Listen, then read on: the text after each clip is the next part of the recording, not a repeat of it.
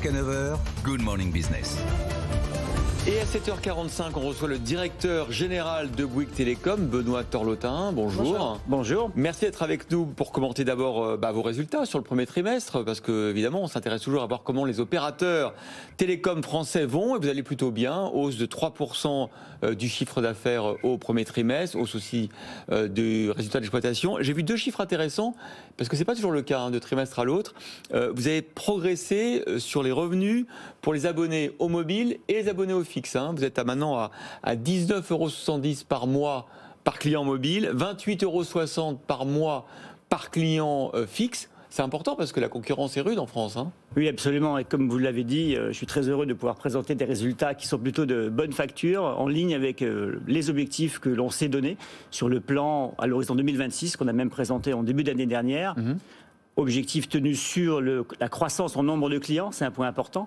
On atteint aujourd'hui, on tutoie les 15 millions de clients mobiles, 4,5 millions de clients fixes. Et puis objectif en valeur, vous l'indiquez, puisque notre ABPU, notre facture moyenne par abonné progresse également, ça nous permet d'afficher une croissance de chiffre d'affaires facturé aux clients de 6% d'une année sur l'autre. Donc croissance à valeur et croissance rentable aussi. Alors si on arrive à augmenter la facture par client, ça veut dire que finalement le marché français avec 4 opérateurs, un peu atypique en Europe, ça veut dire qu'on peut finalement vivre à 4 opérateurs, vous pensez, sur le long terme ?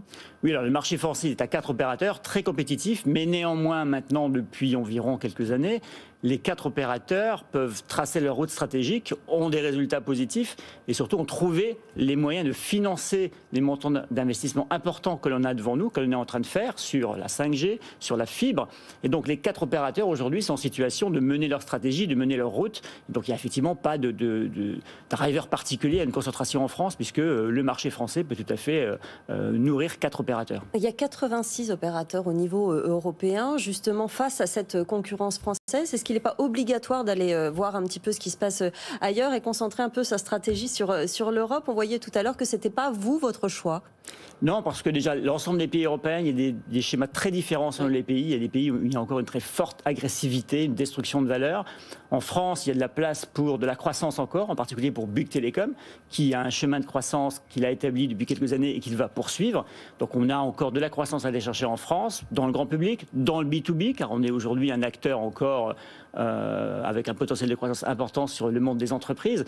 Donc effectivement, notre choix, c'est de se concentrer d'avoir cette croissance sur la France, parce que au-delà, il n'y a pas d'ailleurs de synergie à avoir, à racheter un opérateur à l'étranger. Entre un opérateur dans 2 pays, il faut reconstruire un réseau de toute manière, il faut reconstruire une informatique. Donc il n'y a pas de synergie particulière à aller chercher. Et surtout, nous, on a une forte croissance encore à aller chercher sur la France. Comment ça se passe justement, la croissance du marché de la 5G pour vous, pour les consommateurs? Cette fois-ci, on n'a pas vu une rupture très forte entre la 4G et la 5G en termes de débit, objectivement. En revanche, on attend la vraie 5G, celle qui va arriver dans, je sais pas, 1 ou 2 ans en France, avec les ondes millimétriques. Et là, pour le coup, l'absence de latence, etc. C'est pour quand tout ça?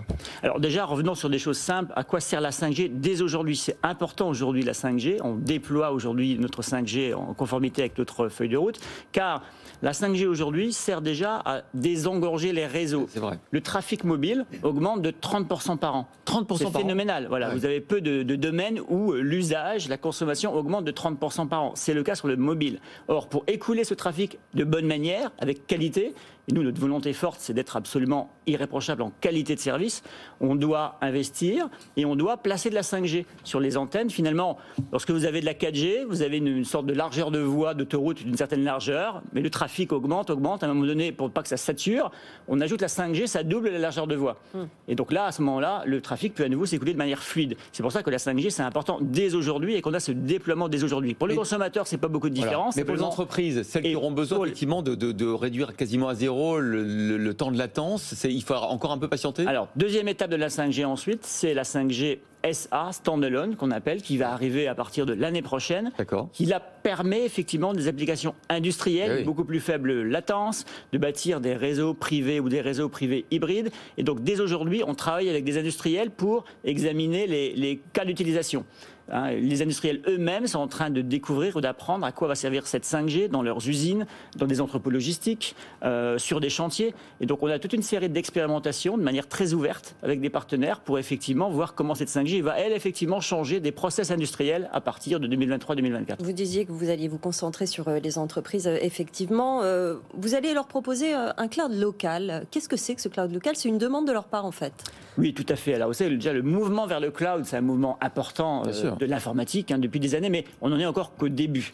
On a devant nous vraiment des mouvements importants des informatiques d'entreprises vers le cloud, des grandes entreprises, mais également des PME et des ETI.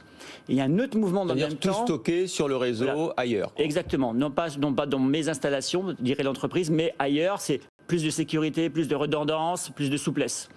Autre mouvement, la volonté quand même d'avoir ces données pas trop loin de chez soi. Pourquoi? Ça change quelque chose? Alors, ça peut changer quelque chose d'un point de vue technique, parce que la latence, quand vous avez un applicatif qui est sur le cloud, mais pas trop loin de chez vous, la latence est plus faible. Donc, pour certains applicatifs, ça peut être important. Et puis, il y a une notion peut-être un peu psychologique, mais importante, qui est mes données, je voudrais pouvoir presque aller voir les serveurs où elles sont stockées de temps en temps, que c'est pas trop loin. Ça compte également pour les entreprises. On voit ce mouvement vers le local est important. Et donc, on lance effectivement une offre qu'on appelle de edge computing, c'est-à-dire nous avons 10 data centers en France sur lesquels les data et les applications pourront être hébergées. C'est un cloud multilocal. On sera le seul opérateur en France à avoir autant de localisations possibles, 10, et on va les doubler même dans les 3 ans à venir pour effectivement proposer aux entreprises, grands groupes ou PME, un cloud qui soit au plus proche de chez eux. On sera à moins de 300 km pratiquement de tous les emplacements en France pour cette localisation de données ou d'applicatifs. Merci.